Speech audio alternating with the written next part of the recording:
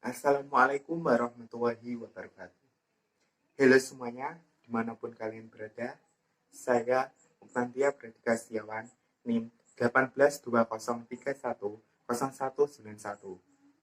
Saya Fajri Nur Laili, NIM 190. Nama saya Ikhda Mukarramah NIM 174. Kali ini kami akan membahas sebuah materi yang berjudul Pengambilan Keputusan Decision Making dalam Manajemen Syariah.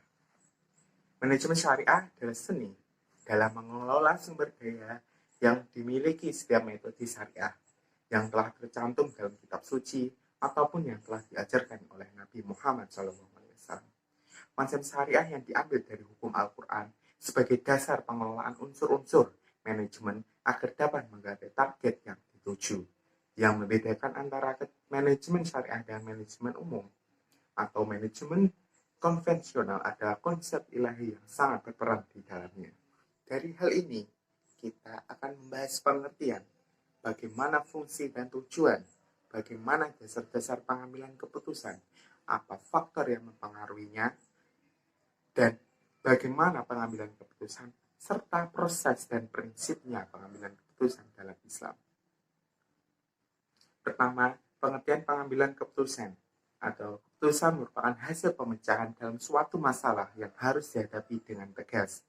Dalam Kamus Besar Ilmu Pengetahuan, pengambilan keputusan atau decision making didefinisikan sebagai pemilihan keputusan atau kebijakan yang didasarkan atas kriteria tertentu. Proses ini meliputi dua alternatif ataupun lebih, karena seandainya hanya terdapat satu, tidak akan ada satu keputusan yang akan diambil. Menurut Girison, pengambilan keputusan dapat dianggap sebagai suatu hasil atau keluaran dari proses mental atau kognitif yang membawa pada pemilihan suatu jalur tindakan di antara beberapa alternatif yang tersedia. Setiap proses pengambilan keputusan selalu menghasilkan satu pilihan final. Hadari Nawawi mendefinisikan bahwa keputusan pada dasarnya berarti hasil akhir dalam mempertimbangkan sesuatu yang akan dilaksanakan secara nyata. Keputusan juga dapat diartikan sebagai hasil terbaik dalam memilih satu di antara dua atau beberapa alternatif yang dihadapi. Sementara itu, pengambilan keputusan merupakan proses atau serangkaian kegiatan menganalisis berbagai fakta, informasi, data, dan teori yang akhirnya sampai pada satu kesimpulan yang dinilai paling baik dan tepat. Proses pengambilan keputusan ini dapat dilakukan sendiri dan dapat dilakukan secara bantuan atau pengikutsertaan orang lain. Menurut Suherman, pengambilan keputusan adalah proses memilih atau menentukan berbagai kemungkinan di antara situasi-situasi yang tidak pasti. Pembuatan keputusan terjadi di dalam situasi-situasi yang meminta seseorang harus membuat prediksi ke depan, memilih salah satu di antara dua pilihan atau lebih, membuat estimasi perakiraan mengenai frekuensi perkiraan yang akan terjadi. Salah satu fungsi berpikir adalah menetapkan keputusan.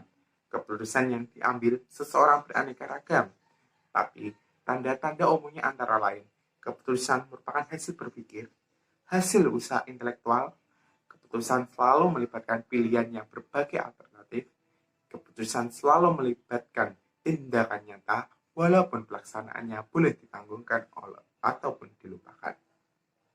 Berdasarkan beberapa definisi di atas, maka dapat ditarik kesimpulan bahwa pengambilan keputusan atau decision making merupakan suatu proses pemikiran dari pemilih alternatif yang akan dihasilkan mengenai prediksi. Selanjutnya akan menerangkan poin B, fungsi dan tujuan pengambilan keputusan.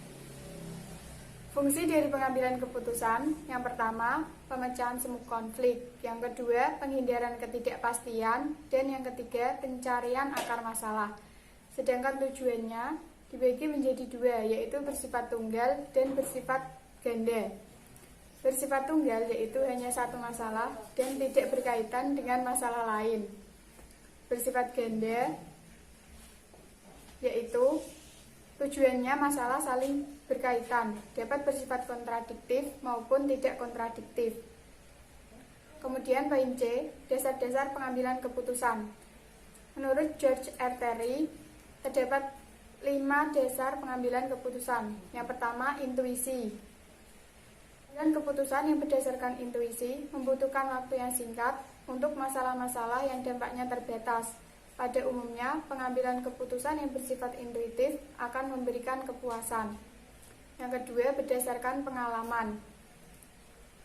Dalam hal tersebut, pengalaman memang dapat dijadikan pedoman dalam menyelesaikan masalah. Yang ketiga, fakta. Keputusan yang berdasarkan sejumlah fakta, data atau informasi yang cukup, itu memang merupakan keputusan yang solid. Yang keempat, yaitu wewenang. Keputusan yang berdasarkan pada wewenang semata-mata akan menimbulkan sifat rutin dan mengasosiasikan dengan praktik diktatorial. Yang kelima, yaitu rasional. Keputusan yang bersifat rasional berkaitan dengan daya guna. Masalah-masalah yang dihadapi merupakan masalah yang memerlukan pemecahan rasional. Poin D, yaitu faktor-faktor yang mempengaruhi pengambilan keputusan. Berdasarkan Arobe, pengambilan keputusan memiliki 5 faktor. Yang pertama, informasi yang diketahui perihal masalah yang dihadapi. Kedua, tingkat pendidikan. 3, personality. 4, coping. Dalam hal ini dapat berupa pengalaman hidup. Dan yang kelima, kultur. Sedangkan menurut Kotler, faktor-faktor yang mempengaruhi pengambilan keputusan antara lain faktor budaya, yang meliputi peran budaya, subbudaya, dan kelas sosial. Yang kedua, faktor sosial, yang meliputi kelompok acuan, keluarga, peran, dan status. Yang ketiga, faktor pribadi, yang termasuk usia dan tahap siklus hidup, pekerjaan, keadaan ekonomi, gaya hidup, kepribadian, dan konsep diri.